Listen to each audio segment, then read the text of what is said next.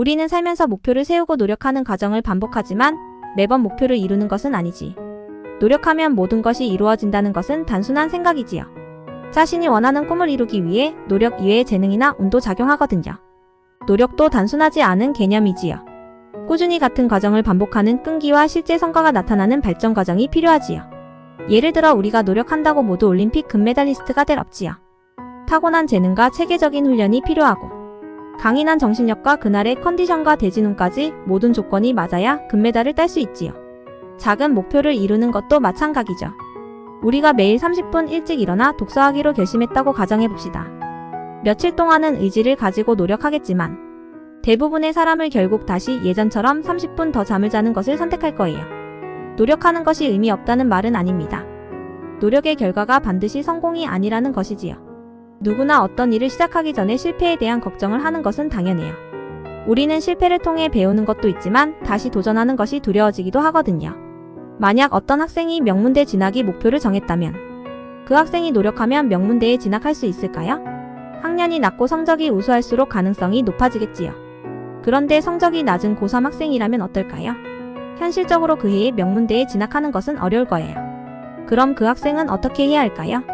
최선을 다해 노력해서 진학 가능한 대학에 진학하는 방법과 재수를 해서 다시 도전하는 방법이 있겠지요. 그런데 명문대 진학을 목표로 하는 것보다 원하는 학과를 정하는 것이 더 현실적인 목표가 될 수 있어요. 막연한 목표는 이상적인 기대일 수도 있거든요. 우리가 목표를 세우는 이유는 목표를 달성하면 행복할 거라 믿기 때문이지요. 하지만 목표 달성에 지나치게 매달리면 과정이 고통스러울 수 있고 목표를 이루지 못하면 지나치게 좌절할 수도 있어요. 목표를 정하고 노력하는 과정에서 성취감을 경험할 수 있다면 그것이 작은 만족과 기쁨이 될 수 있어요. 우리는 목표는 멀고 험난하지만 오늘 느끼는 성취감은 작고 소중하거든요. 친구와 우정을 쌓은 일도 하루하루 대화를 하고 함께 즐거운 활동을 하면서 만들어지는 지거든요. 어른들은 큰 목표를 세우라고 말하지만 정작 목표를 이루는 것이 얼마나 힘든 일이고 소수의 사람만 이룰 수 있다는 것을 알고 있어요.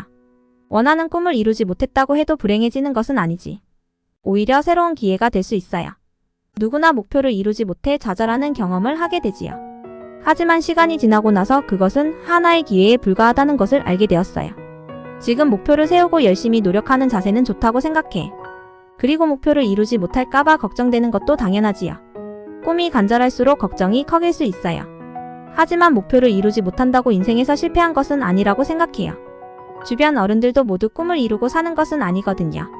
그리고 목표는 언제든지 바뀔 수 있다는 열린 사고를 하면 좋겠어요.